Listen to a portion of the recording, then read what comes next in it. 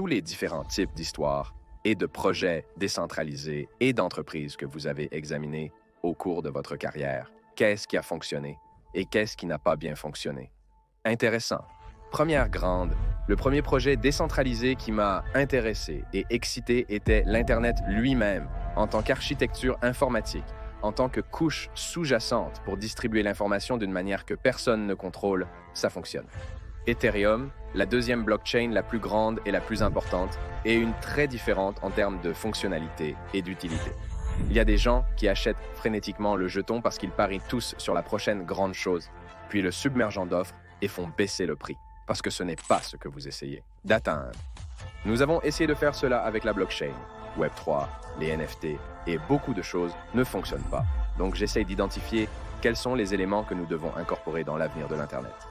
Le changement de protocole de base que nous sommes. Bienvenue à Success Story. Je suis votre hôte, Scott Clary. Le podcast Success Story est un élément du réseau HubSpot.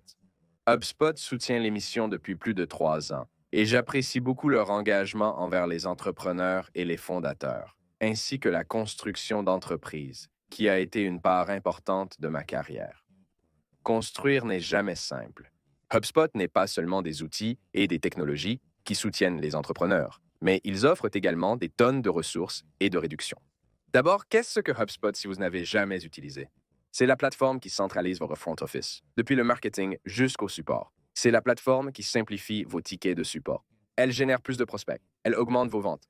C'est la plateforme qui évolue en même temps que vous. Ne me lancez même pas sur les ressources éducatives, rapports industriels, vidéos, conseils et modèles indispensables aux fondateurs de startups pour favoriser leur expansion. HubSpot pour les startups a tout ce qu'il faut. Construire une entreprise est dur. Peut-être faciliter un peu la tâche. Visitez hubspot.com/startups pour voir les économies et les apprentissages possibles.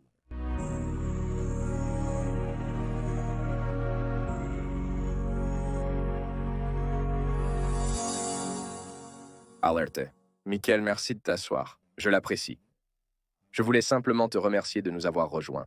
Je voulais commencer sur tous les différents types d'histoires, de projets et d'entreprises décentralisées que tu as examinés au cours de ta carrière. Tu as accompli beaucoup, notamment avec CoinDesk. Naturellement, cela a été un peu ton travail principal ces dernières années. Mais quand tu regardes toutes ces entreprises et ces projets que tu as couverts, je vais préparer le terrain. Qu'est-ce qui a fonctionné et qu'est-ce qui n'a pas fonctionné? Eh bien, intéressant. Le premier grand projet décentralisé qui m'a intéressé et excité était l'Internet lui-même. Donc, je veux dire, souvenez-vous, l'Internet est construit sur une architecture décentralisée. D'accord? Il est conçu pour ne pas avoir quelqu'un aux commandes et ces protocoles qui le font fonctionner sont en effet ceux qui sont allés et ont regardé comme une architecture informatique, comme une couche sous-jacente, pour distribuer l'information d'une manière que personne ne contrôle. Ça marche. Je veux dire que cette couche de l'Internet est ce qui fonctionne dans notre livre, dont nous parlerons probablement au fur et à mesure de cette conversation. Notre plus grand combat est de savoir comment les couches supérieures de cela se recentralisent soudainement. Et le livre parle en fait de comment nous devrions redécentraliser l'Internet pour le ramener à ses principes fondamentaux, d'avoir cette architecture ouverte. Mais je veux dire, je pense que lorsque nous parlons de décentralisation, nous nous concentrons le plus souvent maintenant sur des choses comme les blockchains et le monde de la crypto-monnaie. Et je pense que, regardez, celle qui a vraiment fonctionné, c'est Bitcoin, n'est-ce pas? Bitcoin a prouvé qu'il est une architecture fondamentalement décentralisée. C'est aussi pourquoi les régulateurs aux États-Unis se sont habitués à Bitcoin, car il n'y a personne à désigner, accuser ou arrêter. Il vit en dehors de tout contrôle. C'est une question intéressante, d'ailleurs, de savoir si cela aurait été possible s'il n'avait pas volé sous le radar pendant ses premières années. Et Satoshi aurait peut-être été effectivement attrapé et on aurait découvert qui il était et l'aurait mis dans une prison fédérale ou quelque chose du genre, non? Il y a donc un élément qui a permis à Bitcoin de devenir décentralisé à ce moment-là. Maintenant, vous aviez alors ce spectre. Je pense qu'il est juste de dire qu'Ethereum, la deuxième blockchain la plus grande et la plus importante et très différente en termes de fonctionnalité et d'utilité, est beaucoup plus proche d'être appelée véritablement décentralisée que toutes les autres est. Je ne dirais pas un concurrent de Bitcoin, mais est certainement la haute avec cette chose. Vous descendez un peu le spectre, non? Il y a beaucoup d'autres qui, je pense, ont une assez bonne revendication d'être décentralisés. Mais plus vous avancez, vous commencez à réaliser qu'il fonctionne avec l'apport de certaines institutions.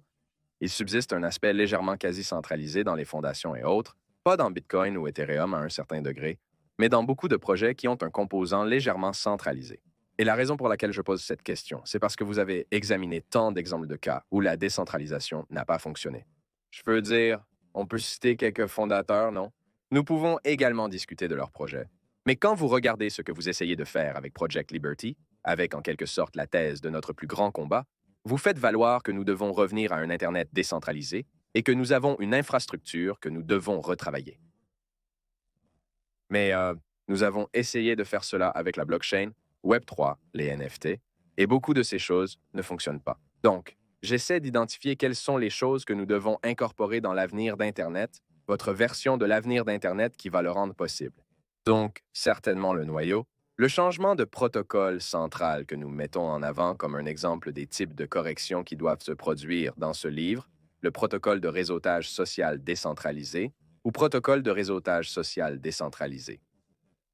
L'une de ces caractéristiques est que même s'il repose en réalité sur une blockchain en dessous pour une certaine validation des données et la création d'un état stable d'information en dessous, à son noyau, il n'a pas de jeton.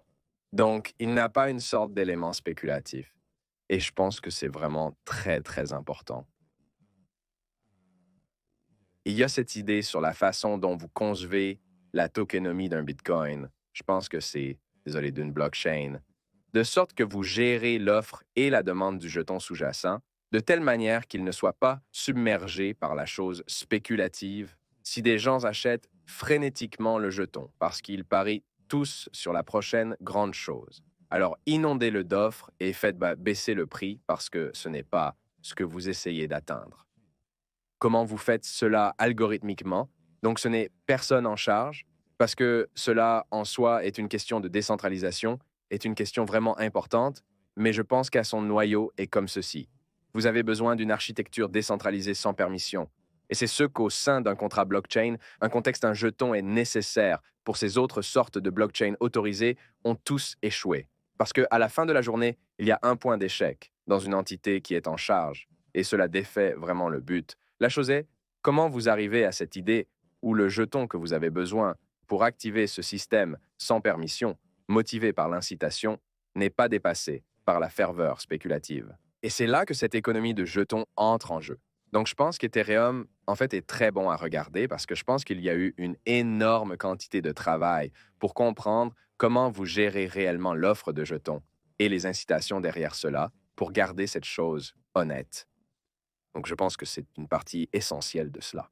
Et pour revenir au livre, et certainement des SNP, je pense que nous ressentons, et les gens de Project Liberty qui sont derrière cela, et que si vous aviez un jeton là-dedans, et que cela devenait la caractéristique définissante du protocole, il serait simplement submergé par, encore une fois, tout le battage médiatique. Vous ne voulez pas que ce soit le point de ce livre, n'est pas de créer encore une autre opportunité de s'enrichir pour les gens, à construire en essayant de changer l'infrastructure, et oui, vous devez avoir des systèmes véritablement sans permission qui permettent cela. Mais les couches, vous savez, où ces choses se trouvent, sont vraiment cruciaux dans la pile. Vous savez, vous avez dit que l'Internet était la première technologie décentralisée qui vous a captivé. Donc évidemment, vous êtes là depuis un certain temps. Oui, d'accord. Oui, montrez-moi l'âge. D'accord, donc discutons des changements de l'Internet. Comme, parlons de ce qu'il était censé être et comment il est cassé.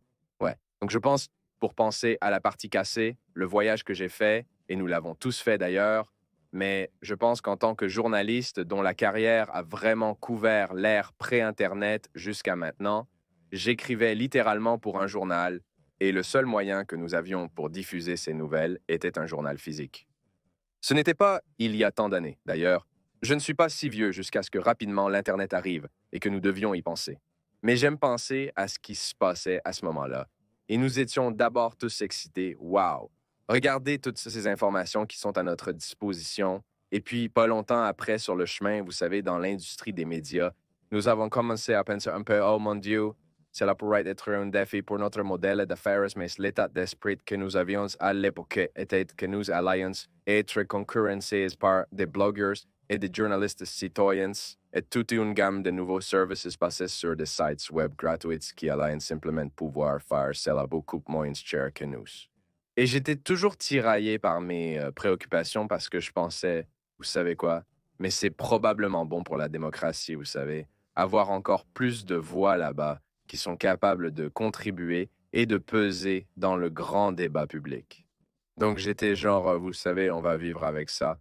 Mais venez, vous savez, comme nous disons, l'ère de l'application, c'est après, vous savez, le web mondial, le boom des dot-com et tout à coup, Facebook et Twitter. Les phénomènes des médias sociaux étaient là. Et vous savez, je me contentais d'écrire, faisant mon travail consciencieux, d'écrire 1 ou 2 ou 3 ou 4 articles chaque jour.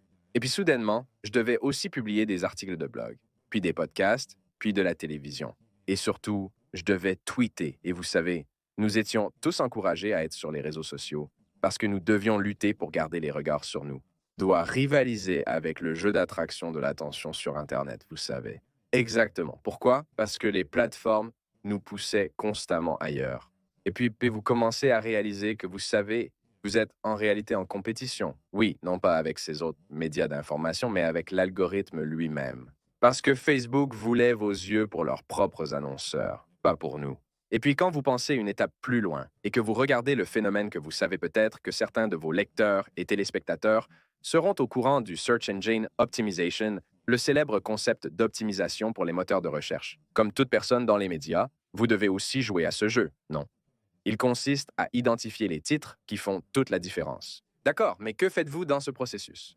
Vous essayez d'écrire l'optimal accrocheur pour garder un algorithme heureux. Parce que vous avez probablement aussi vu dans votre opération médiatique comme wow, pourquoi cette chose n'attire-t-elle aucune attention? Maintenant, oh Google. Google ajuste l'algorithme, mais ce n'est pas seulement, alors c'est social. Et vous essayez de comprendre tout ce qui est la dernière danse que je dois faire sur TikTok. Donc, tout repose sur l'algorithme, n'est-ce pas? Donc, nous aimons parler dans le livre de la façon dont l'algorithme, en fait, est en réalité une combinaison de deux facteurs. C'est le petit logiciel qui est écrit pour effectuer une certaine tâche répétée. Mais l'autre moitié biologique, non? C'est quoi que ce soit qui clique dans nos cerveaux, à quoi nous répondons. Si cela n'obtient pas suffisamment d'engagement, l'algorithme s'ajustera pour trouver la prochaine chose. Alors cela devient la chose itérative réitérée. Donc, ces algorithmes sont une partie logicielle, une partie biologique. Et c'est vraiment ce qui est un peu effrayant à ce sujet. C'est un piratage humain qui se déroule depuis 20 ans. Alors, vous vous rendez compte en tant que journaliste et vous vous dites, qu'est-ce que je fais? Pourquoi faisons-nous ça? C'est le moment où je crois l'avoir vraiment compris. En fait, je pense que le grand moment de prise de conscience de combien c'était vraiment cassé, c'était en 2016. Et il y avait un article célèbre sur BuzzFeed à propos de ce site web que ces enfants, littéralement des adolescents en Macédoine, avaient créé au milieu de, vous savez, une élection américaine très tendue à ce moment-là. Exactement. Et ils avaient compris que pour générer un effet de roue libre de partage, de retweet, de like et de tout ce dont vous avez besoin pour obtenir de l'engagement dans cet environnement des médias sociaux, tout ce qu'ils avaient à faire était simplement d'inventer des choses et de les diffuser dans un groupe très passionné et motivé sur Facebook. Donc en 2016, si vous écriviez un article comme ces gars l'ont fait de le certificat de naissance d'Obama trouvé au Kenya ou le pape François soutient Donald Trump, ou en fait, il y avait aussi certains qui étaient en réalité beaucoup plus ciblés sur les libéraux, qui diraient comme une migration massive des États-Unis vers l'Irlande, vous savez? Les schémas de migration, de fuite de Trump et toutes ces sortes de choses, aucune d'entre elles ne se produisait, mais parce qu'elles déclenchaient ce que les gens voulaient savoir. Parmi leur groupe Facebook à écho fermé, ils ont obtenu une traction énorme.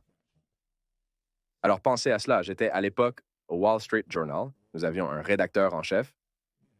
En dessous de lui, il y avait un rédacteur en chef adjoint, puis il y avait toute une ligne de sous-rédacteurs.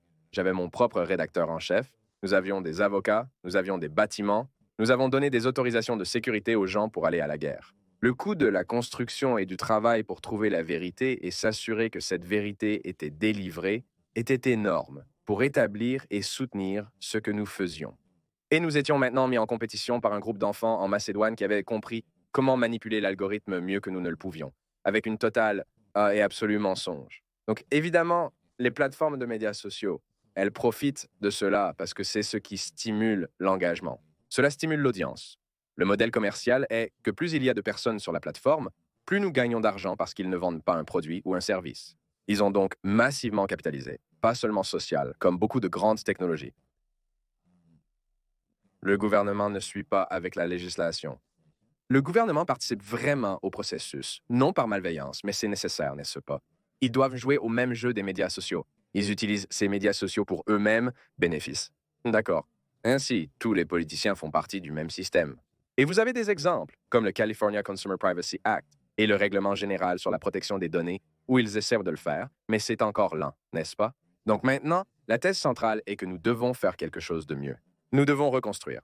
Mon avis sur comment nous percevons de telles situations. 2.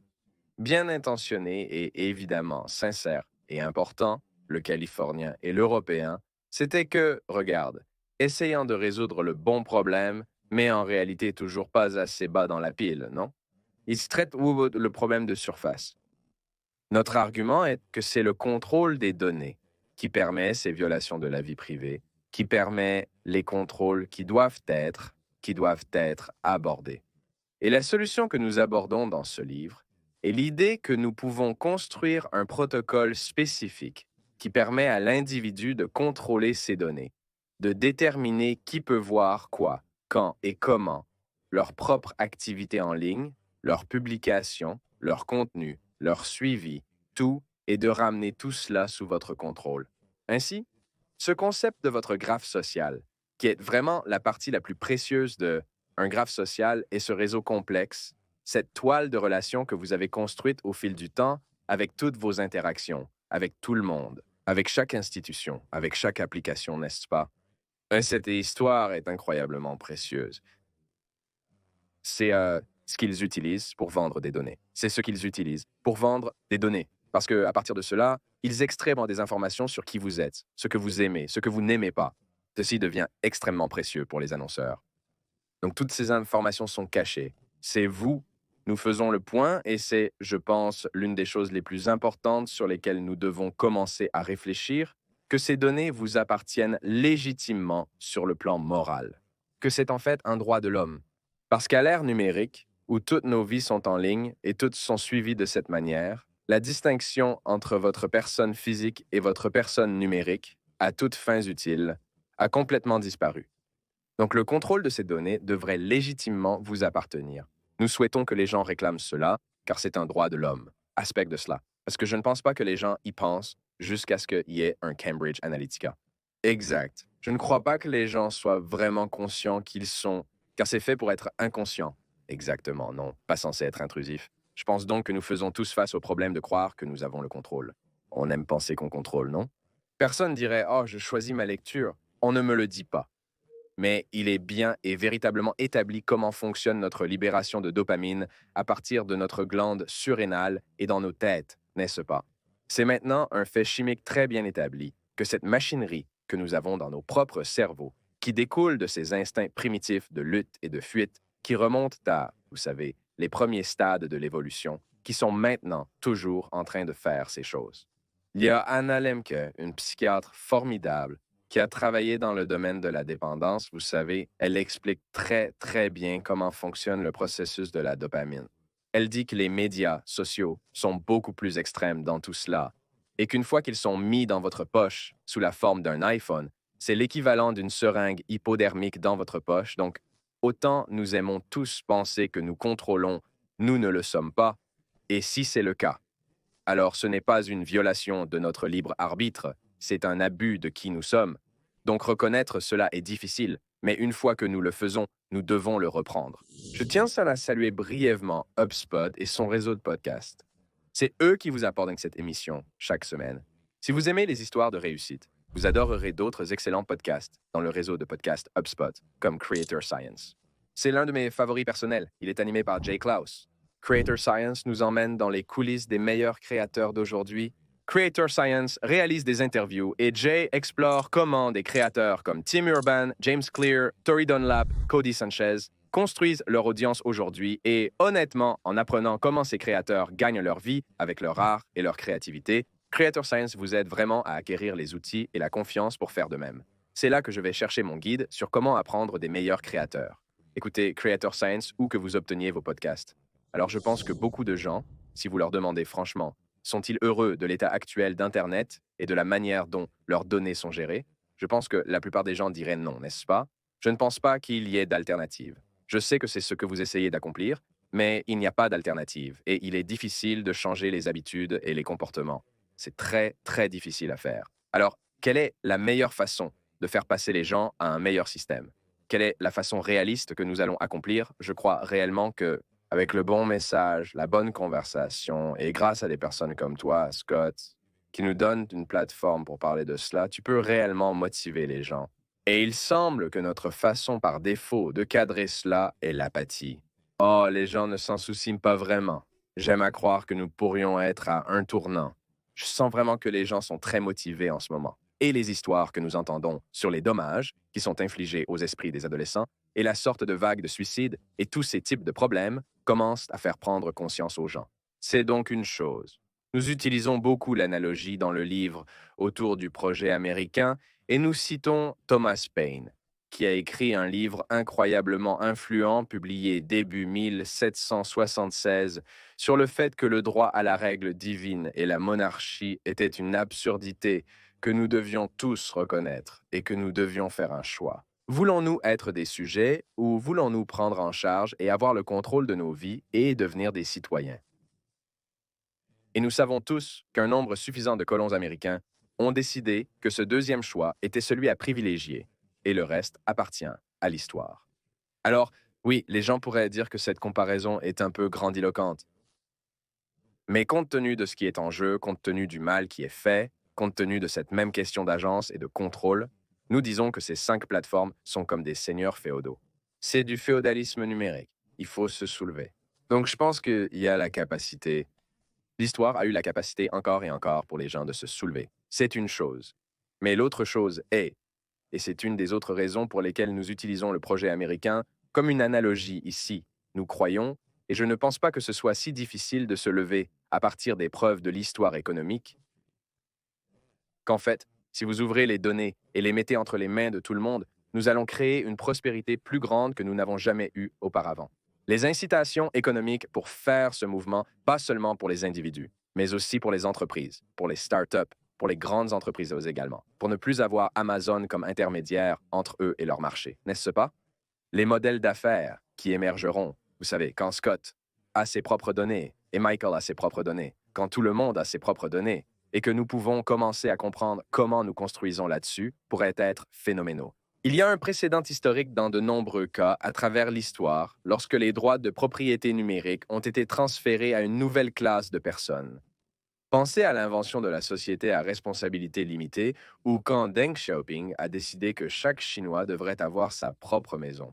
La prospérité a énormément augmenté parce que lorsque les gens possèdent et ont le pouvoir sur quelque chose, ils commencent à créer. Ils commencent à devenir innovants. Et je pense que c'est ce qui va se passer lorsque nous aurons le contrôle de cette nouvelle propriété numérique, qui est nos données et notre contenu en ligne. Je suis curieux de savoir comment vous voyez l'évolution de cet espace, car lorsque nous regardons les projets décentralisés passer, nous voyons beaucoup de mauvais acteurs, car il y a beaucoup de gains économiques. Nous regardons Société des bourses françaises, et vous avez révélé cette histoire avec Coindesk. Oui, nous l'avons fait. Coindesk a révélé l'histoire, c'est exact. Donc, vous ne voulez pas inciter des personnes comme ça. Mais ensuite, si vous regardez, beaucoup de Web3 est incité. Eh bien, clarifions également le service public fédéral, d'accord? Dans certains aspects, ce qu'il représentait et ce que FTX représentait était l'antithèse de ce que doit être un système décentralisé. Comme malheureusement à cause en partie de l'évolution de la technologie et en partie parce que les gens ne peuvent tout simplement pas comprendre comment faire confiance aux mathématiques d'un échange décentralisé. Tant de ce qui a été construit pour permettre le trading de jetons crypto était en fait des dépositaires centralisés. Mais cela les rend en fait le pire des deux mondes, n'est-ce pas? Par exemple, ici aux États-Unis, si vous savez, confier votre argent à une banque pour qu'elle s'occupe de cet argent, vous avez au moins tout cela. Vous savez, l'assurance de la Federal Deposit Insurance Corporation, et toutes les réglementations et tout le reste. Un échange offshore, vous savez, qui n'a pas tout ce cadre réglementaire, tout ce que vous avez, c'est le risque de garde de cette entité de confiance, supposément de confiance qui s'en occupe. Ce n'est pas du crypto, non? Cette couche, donc ce que Service public fédéral permettait, c'était la capacité pour les gens de faire du commerce en dessous et d'y accéder à travers cela. Une fois vos bitcoins en main, vous pouvez commencer à agir dans un environnement décentralisé. Mais entrer et sortir de cela, ça n'a rien à voir avec la crypto, non? Donc, nous devons aussi... Alors, je te laisse, mais j'avais une deuxième partie à cela aussi. Bien sûr, bien sûr, bien sûr. La deuxième partie était, je sais que cela n'a rien à voir avec le fonctionnement de la décentralisation. Mais mon point était, comment incitons-nous les bons comportements? Comment stimulons-nous? Ainsi, par exemple, le modèle de vente de données ne persistera plus comme avant. Comment peut-on encourager les entrepreneurs à construire? Mais vous pouvez terminer l'histoire. C'est une bonne histoire. Non, non, non. En fin de compte, c'est bien mon point de vue, non? Nous devons donc considérer ce qu'est la vraie décentralisation. Et pour en revenir à votre point, comment créons-nous des modèles dans lesquels les gens ne sont pas incités à recréer des structures de garde centralisées sur eux? En ce qui concerne les données, écoutez, moi, je pense qu'en fait, il y aura des ventes de données, non? En fait, particulièrement si nous commençons à former des collectifs d'union de données et d'idées. Soudainement, notre valeur est regroupée à nouveau, mais selon nos termes, avec les communautés que nous choisissons.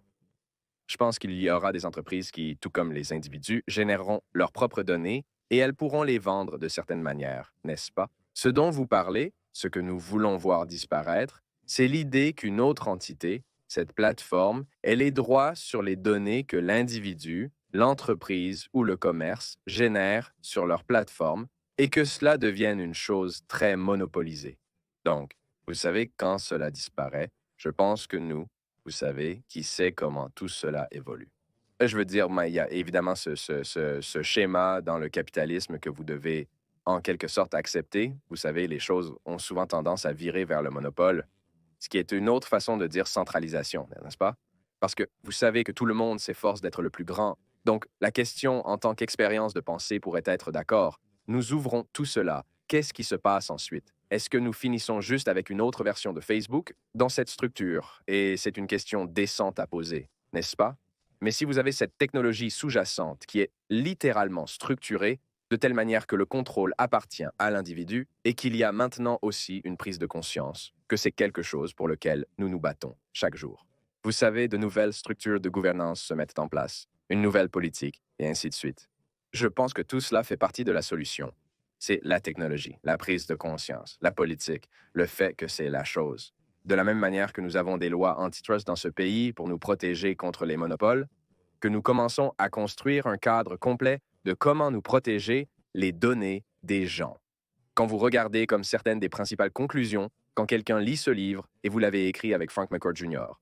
Et je suis également curieux de savoir pourquoi vous avez choisi cela comme partenaire d'écriture également. Eh bien, il m'a choisi, soyons clairs.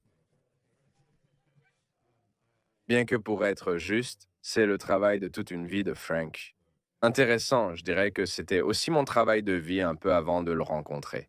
Et donc, je pense que nous avons eu une réunion des esprits quand nous nous sommes trouvés. Frank a investi un demi-milliard de dollars de son propre argent pour soutenir le projet Liberty, pour soutenir cet effort, pour construire ce mouvement, pour soutenir en quelque sorte cette nouvelle technologie. Et quand je l'ai rencontré, nous étions au Forum économique mondial et il y avait un événement parallèle qu'il sponsorisait. Et je me suis assis et j'ai pensé, c'est le premier homme d'affaires du monde des affaires traditionnelles qui n'est pas un technicien de la Silicon Valley. Il n'essaie pas de me vendre quelque chose. Il se soucie vraiment de cela à un niveau profond et profond. Et c'est, vous savez, combattre ce combat du point de vue de l'humanité. Et encore une fois, je suis journaliste. C'est le genre de choses qui m'intéresse. Donc, j'ai trouvé Frank être un partenaire formidable dans cela. Et donc, quand j'ai ensuite été indirectement contacté par quelqu'un d'autre pour dire « il y a un gars qui écrit un livre et il cherche un co-auteur qui pourrait l'aider. » Et j'ai dit « C'est Frank McColl. Waouh, je connais Frank. » Oui, nous avons appris à mieux nous connaître à ce moment-là, pour nous assurer que le mariage était quelque chose que nous pourrions maintenir. C'était important. Oui, vous savez que vous deviez avoir tous ces accords prénuptiaux en place, mais finalement passés. Vous savez, une très intéressante, une demi-année avec lui, labourant à travers cela, a été extrêmement gratifiant. Et je pense que l'une des raisons pour lesquelles c'est le cas est parce qu'il y a une compréhension qu'il apporte à cela, que je suis très, très à bord. Avec cela, le livre est vraiment un véhicule pour quelque chose de bien plus important, n'est-ce pas? Nous ne sommes pas ici pour vendre des livres, nous voulons évidemment vendre plus important, nous voulons que tout le monde lise, et c'est qu'il y a un mouvement, n'est-ce pas? C'est une opportunité pour les gens de soutenir cela, pour faire quelque chose. C'est un livre, est un véhicule, comme le sens commun l'était avec Thomas Paine, pour conduire un mouvement. Et c'est vraiment, je pense, d'où nous venons. Cela est, je veux que vous laissiez simplement le public avec une dernière pensée sur une prise centrale, comme si vous alliez dire que vous prenez ce livre. Vous allez lire tout le truc, mais si vous retenez une chose, quelle est cette chose que nous pouvons réparer cela, nous pouvons le réparer, nous avons la technologie, c'est à vous de prendre en charge cela, d'exiger vos droits en tant qu'individu, en tant que citoyen. Vous savez, restaurer l'agence pour vous et pour vos enfants, pour les générations futures. La technologie est là. La technologie est en cours de développement. C'est à nous de l'adopter réellement et de migrer vers ce nouveau modèle. J'aime ça. Où peuvent aller les gens? Où voulez-vous envoyer les gens? Bien sûr, Amazon est mentionné dans les notes de l'émission, mais nous verrions aussi, toi, où te trouve-t-il? Ouais, je veux dire, d'accord. Donc, je suis Mike J. Casey sur Twitter. Tu peux me trouver sur LinkedIn. Je suis, tu sais, j'ai mon propre site web, michaelhcasey.com. Je n'ai rien mis dessus depuis un certain temps. Regarde, la chose la plus importante est notre plus grand combat urbiguestfight.com. Il y a beaucoup de ressources là-bas sur le livre, sur la cause. Il y a des moyens de s'impliquer dans le projet Liberty. Il y a des moyens de s'impliquer si vous êtes un constructeur ou un développeur sur UDSMP. Donc, oui, Urbiguestfight, comme je pense est probablement le meilleur Android pour les gens, à l'heure en ce moment, Michael, tu ne prends pas quelque chose de facile et donc, félicitations, c'est appelé. On l'appelle notre combat le plus important pour une raison juste, notre combat majeur, car nous y sommes tous engagés. Si vous examinez tout ce que vous avez réalisé dans votre vie et sur quoi vous travaillez actuellement, comment définiriez-vous le succès? Je pense que ce serait l'émergence d'une alliance commune, un mouvement transsociétal.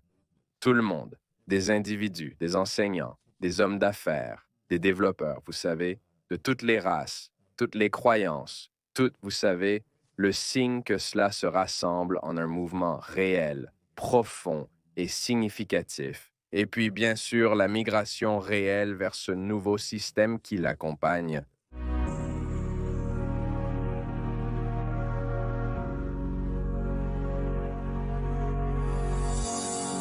Merci.